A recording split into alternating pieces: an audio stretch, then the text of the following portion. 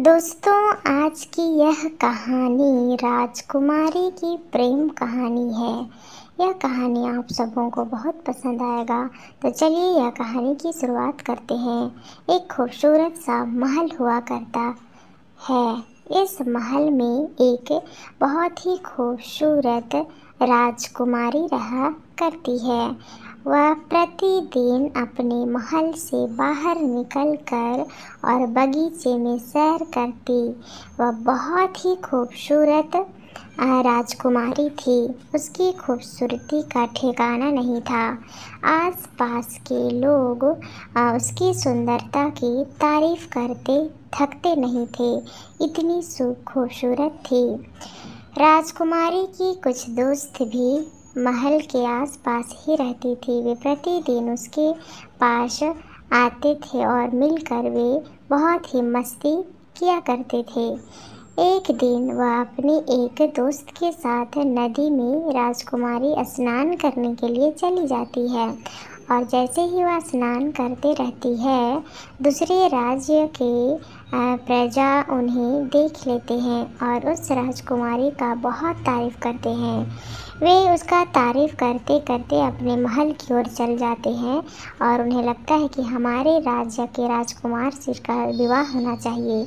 जैसे ही वह अपने राज्य पहुंचते हैं, उन प्रजाओं ने उस राजकुमार को यह बता देते हैं कि आज वो दूसरे राज्य घूमने गए थे तो वहाँ पर एक राजकुमारी को देखे जो बहुत ही खूबसूरत है।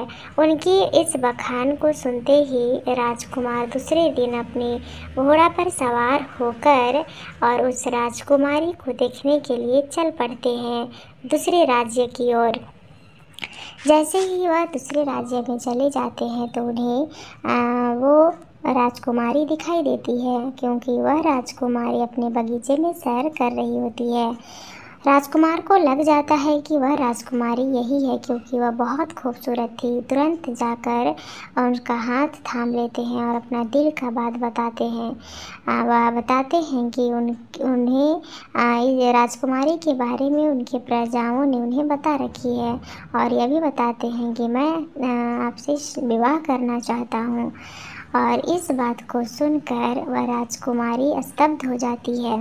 वह अपने घर जाती है और उस राजकुमार की यादों में डूब जाती है। उन्हें खाना पीना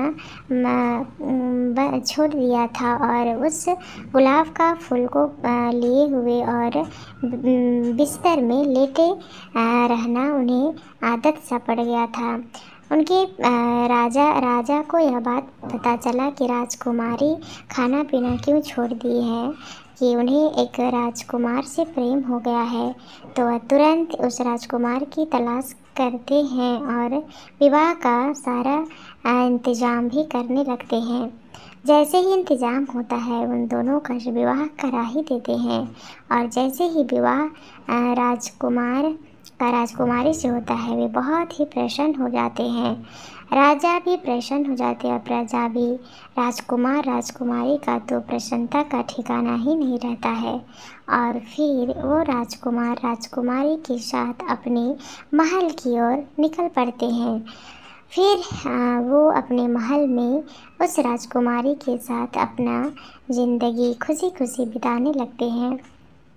दोस्तों, आज की यह मेरी कहानी आप सबों को कैसा लगा? इस तरह का कहानी सुनने के लिए आप मेरे चैनल से जुड़े रहें और मेरे चैनल को सब्सक्राइब करना ना भूलें।